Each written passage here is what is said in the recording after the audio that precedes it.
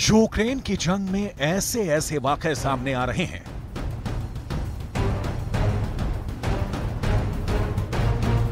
ऐसे खतरनाक युद्ध के मोर्चे लगे हुए हैं जहां एक एक सेकंड में 100 सैनिकों की मौत हो जा रही है। अब युद्ध के हथियार इतने एडवांस हो चुके हैं कि दुश्मन की एक चूक पूरी की पूरी टुकड़ी का सफाया कर दे रही है और यह सब बाकायदा बदला लेकर हो रहा है। रूस और यूक्रेन की फौजें एक दूसरे पर घात लगाकर हमला करने के लिए ताक में बैठी हुई हैं और पलक झपकते ही जंगी मैदान में मौत नाच रही है।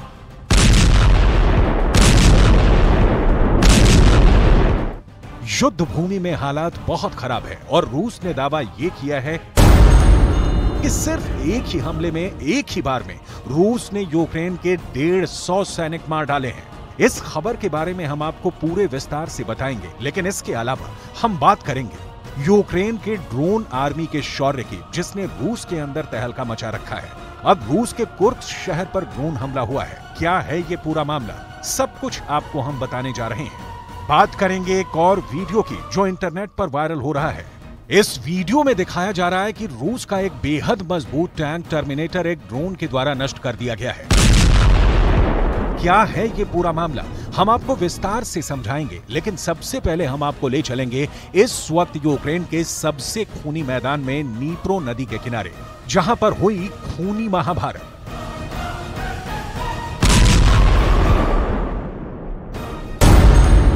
रूस की आर्मी की तरफ से शनिवार को यह दावा किया गया कि खेरसोन के इलाके में नीप्रो नदी पार कर रहे यूक्रेन के 150 सैनिकों को मार दिया गया है। आखिर रूस ने किस हमले का इतना खूंखार बदला लिया है, ये हम आपको बताएंगे, लेकिन सबसे पहले हम बात करेंगे कि आखिर रूस की सेना की तरफ से क्या दावा किया गया है।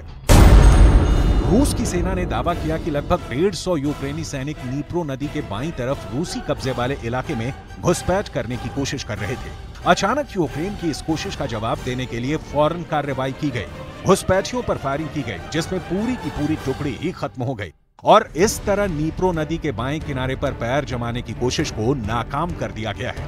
अब जो बात रूस की सेना ने छुपा ली है वो ये है कि यूक्रेन के इन 150 सैनिकों को सरेंडर करवाने के लिए मौका भी नहीं दिया गया। बदले की कार्रवाई करते हुए ताबड़तोड़ अंधाधुंध फायरिंग खोल दी गई, जिसमें यूक्रेन के सैनिकों को भागने का मौका भी नहीं मिल पाया। यूक्रेन के एक एक गांव पर कब्जे के लिए खून की नदियां बहाई जा रही हैं। यूक्रेन के सैनिकों ने गलती ये कर दी कि जब वो रूस की आर्मी के द्वारा घेर लिए गए तो रूस के ही कब्जे वाले गांव में छुपने के लिए भागे और यहां पर उनका पूरी तरह से सफाया हो गया।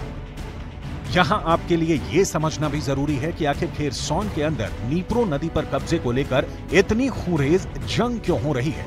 आखिर क्यों नीप्रो नदी का पानी खून से लाल हो रहा है, इसके लिए आपको यूक्रेन का यह नक्शा ध्यान से देखना होगा। ये है यूक्रेन की नीप्रो नदी और ये है खेरसोन का इलाका। दरअसल नीप्रो नदी खेरसोन के इलाके को दो हिस्सों में बांटती है। नीप्रो नदी के ऊपर के मैदानी हिस्से में यूक्रेन के सैनिकों का कब्जा है, यहाँ पर जंग चल रही है, और नीप्रो नदी के नीचे के मैदानी इलाकों पर रूस की सेना काबिज है। पिछले साल रूस पूरे खेरसोन पर ही काबिज था, यानी नदी के इस पार और नदी के उस पार भी रूस के सैनिक मौजूद थे। लेकिन पिछले साल जब सर्दियां आने वाली थीं तो खेरसोन के यूक्रेन की तरफ वाले इलाके में रूस के सैनिकों के फंसने और मरने का खतरा था। इसीलिए रणनीति बदलते हुए बहुत चालाकी से रूस के सैनिकों ने खेरसोन की नदी के एक तरफ के इलाके को छोड़ दिया और नदी के दूसरी तरफ भाग निकले। और अभी भी रूस के सैनिक क्राइमिया की तरफ वाले खेरसोन के इलाके में जमे हुए हैं।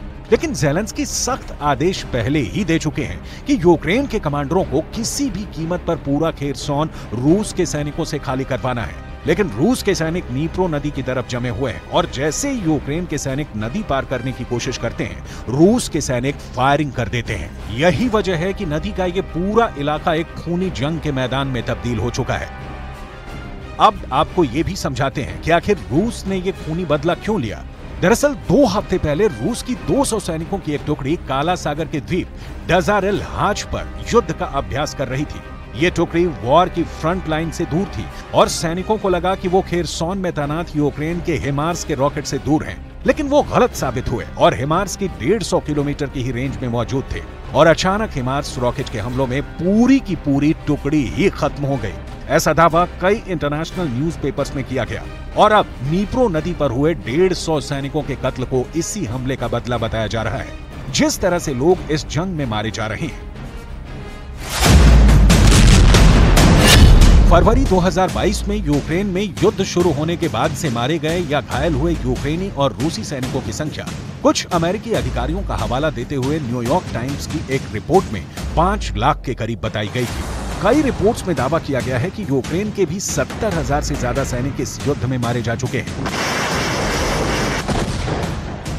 यूक्रेन के सैनिक आखिर कैसे ड्रोन्स को ऑपरेट करते हैं, इस पर भी कई वीडियो सामने आ रहे हैं। हम आपको यूक्रेन के युद्ध के मैदान की तस्वीरें दिखा रहे हैं।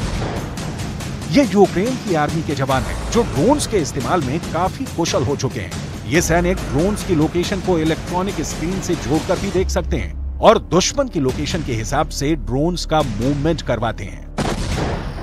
Это глаза. Самые настоящие глаза.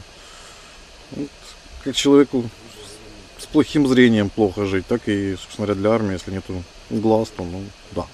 Ну, вот примерно так выглядит проезд БМП. То есть это машина с пехотой на борту, то есть куда-то на позиции заезжали.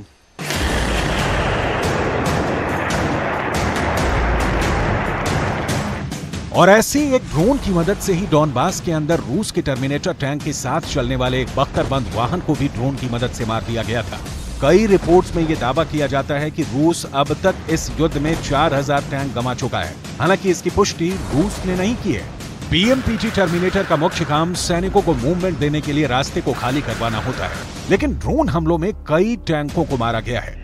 पिट कर ही यूक्रेन लड़ना सीख रहा है और लगातार ड्रोन की मार झेल रहे यूक्रेन ने एक बार फिर से दावा किया है कि उसने रूस के 15 ड्रोन मार गिराए हैं।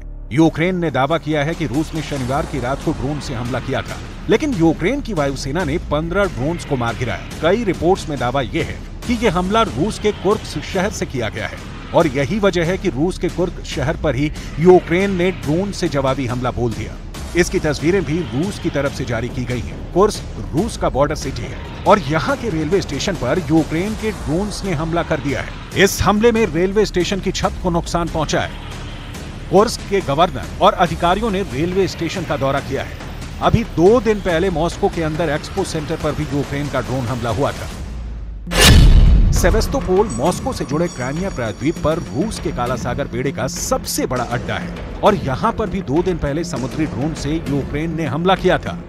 समंदर में जो हमला हुआ उसे तो रूस झेल गया, लेकिन रूस की राजधानी मॉस्को पर जब ज़ेलेंस्की का ड्रोन अटैक होता है तो सवाल पुतिन पर खड़े होने लगते हैं। मॉस्को के लोग ड्रोन अटैक से हैरान और अचंभित नजर आ रहे हैं और कई ऐसे लोग हैं जो डरते हुए ये बता रहे हैं कि वो एकदम सुरक्षित हैं और हमले के बाद भी जिंदा हैं। इस साल रूस और यूक्रेन में रूस के कंट्रोल वाले इलाकों में 120 से ज्यादा ड्रोन हमले यूक्रेन कर चुका है। 3 मई को तो पुतिन के आधिकारिक आवास क्रेमलिन पर ही हमला कर दिया गया था और रूस की तरफ से यूक्रेन पर आरोप लगाया गया था कि पुतिन को मारने की कोशिश की गई है, जिससे यूक्रेन इनकार करता रहा है। यूक्रेन ने जो ड्रोन अटैक किया उससे रेलवे स्टेशन की इमारत को नुकसान जरूर पहुंचा, लेकिन किसी की जान का नुकसान नहीं हुआ। लेकिन यूक्रेन का दावा है कि उसके शहर चेर्निहिव के अंदर रूस ने जो हमला किया उसमें कई लोगों की मौत हुई है और 35 से ज्यादा लोग घायल हुए हैं। Значить, це була подія, організована громадською організацією, яка займається просуванням дронів, навчанням дронами і так далі. Значить, ми були в якості запрошених і як учасники цієї події і фактично представляли свої дрони.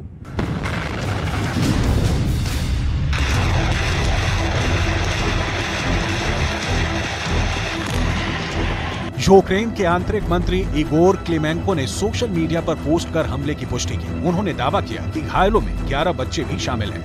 वहीं यूक्रेन के राष्ट्रपति वोलोदिमीर ज़ेलेंस्की ने कहा कि रूसी सेना ने एक थिएटर और एक विश्वविद्यालय सहित उत्तरी शहर चेर्निहिव के केंद्रीय चौराहे पर हमला किया है। ज़ेलेंस्की ने घटना का एक वीडियो भी जारी किया, जिसमें देखा जा सकता है कि सोवियत काल की एक बड़ी इमारत के चारों ओर मलबा दिखाई दे रहा है, जिसके चारों ओर खड़ी कारें आंशिक रूप से नष्ट हो गई हैं, छतें और खिड़कियां टूट गई हैं। Сьогодні після 11-ї години я сидів в кафе, яке знаходиться в тому куті, і пив каву. Почув дуже сильний свист, я впав на землю, відбувся вибух дуже сильний. Мені скло падало, каміння, потім пиль велика. Я піднявся, вийшов в арку, побачив дуже багато людей окровавлених, побачив, як дитину в колясці несуть окровавлену. Ми почали допомагати людям, чим могли.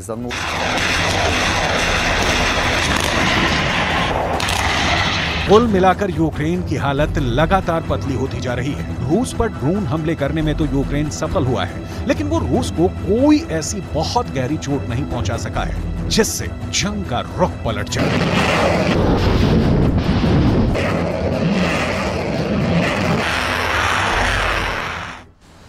एक तरफ पुतिन अपने मून मिशन लूना के फेल होने का मातम मना रहे हैं, तो दूसरी तरफ ज़ेलेंस्की ने F-16 के बाद